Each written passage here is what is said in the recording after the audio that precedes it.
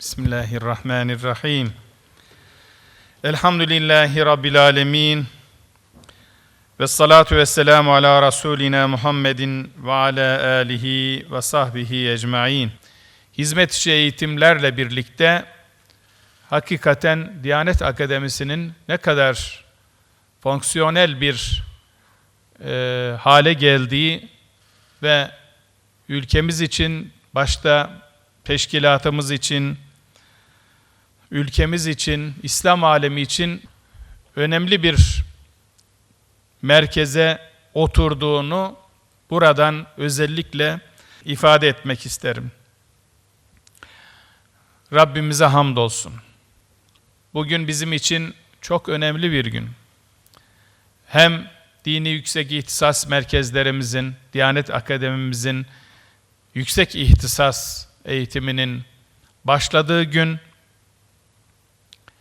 hem ara vermiş olan din görevlileri adayları kardeşlerimizin yeniden eğitime başladığı gün, hem Diyanet Akademisi ile birlikte bizim için büyük bir kazanım olan Kur'an eğitim merkezlerimizin 4'ünün açılarak eğitime başladığı gün bugün Rize'de, Rize Kur'an Eğitim Merkezi, Ankara Kur'an Eğitim Merkezi, İstanbul Kur'an Eğitim Merkezi ve Bursa Kur'an Eğitim Merkezi.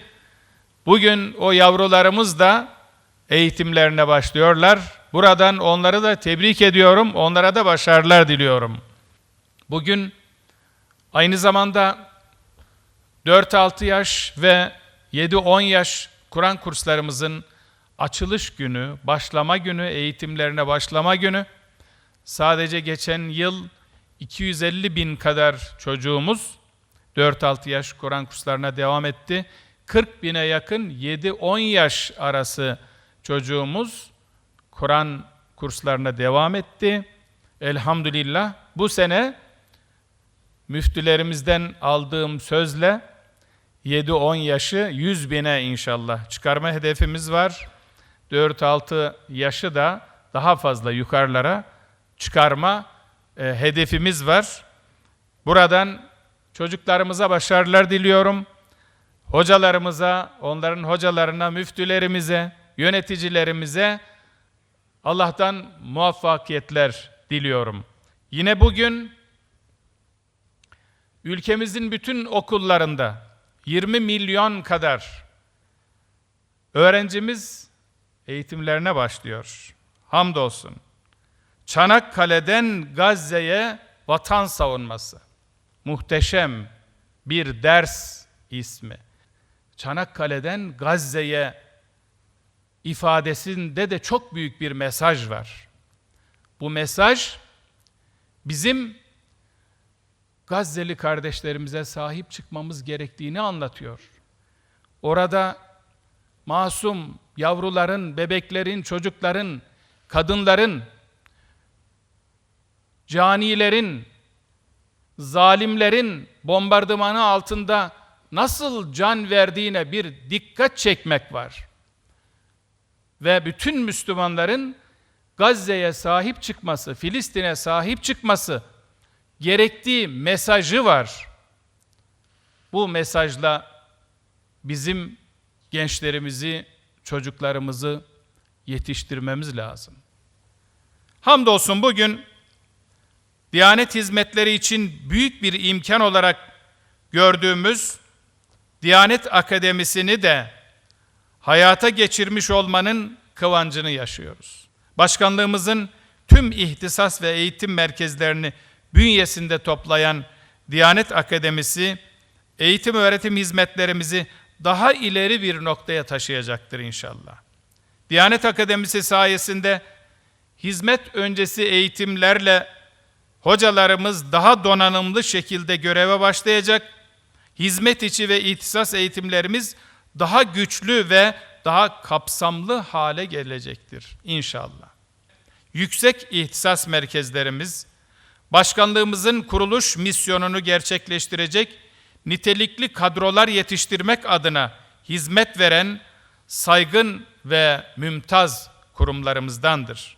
Burada aldığınız eğitimin ana hedefi, dinimizin temel kaynaklarını referans alarak merhamet, adalet ve güzel ahlak ekseninde ilim, irfan, hikmete dayalı bir toplum inşa etmenin medeniyetimizdeki kodlarını tanımaktır. Bu meyanda ihtisas eğitiminin İslami ilimler geleneğiyle sağlıklı ve nitelikli bir iletişim kurmak, derinlikli ilmi çalışmalara rehberlik etmek, kaynaklara doğrudan ulaşarak İslam dinini doğru anlamak ve hiçbir kesimini dışlamadan bütün toplumu aydınlatarak insanımızı geleceğe taşımak gibi önemli bir sorumluluğu bulunmaktadır. Dolayısıyla yüksek ihtisas merkezlerimiz, ülkemiz, alemi İslam ve insanlık için büyük bir önemi haiz kurumlardır. Diyanet İşleri Başkanlığımız, ümmet ve insanlık için büyük bir umut ve imkandır. Aynı şekilde yüksek ihtisas merkezleri de Diyanet'in umudu, imkanı ve geleceğidir. Böyle önemli bir müesseseye adım atmanın haklı onurunu ve heyecanını yaşadığınız bugün de bu ideali ve bu hakikati asla kaybolmayacak şekilde aklınıza ve gönlünüze nakşetmenizi özellikle tavsiye ediyorum. Bugün yeryüzü tarihinin en zor dönemlerinden birini yaşamaktadır.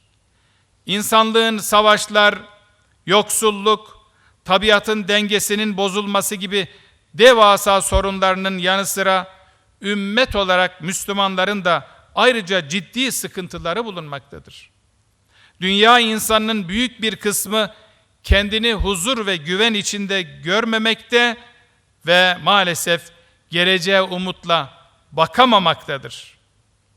İster bireysel, ister bölgesel, ister küresel olsun, yaşanan bütün sorunları ancak İslam'ın bilgi ve hikmete dayalı üstün ahlakı ve bakışıyla çözebiliriz.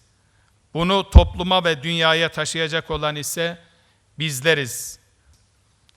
Değerli hocalarım, en sağlam dayanağımız Kur'an ve sünneti referans almamızdır. Bunu hiçbir zaman aklımızdan çıkarmayalım.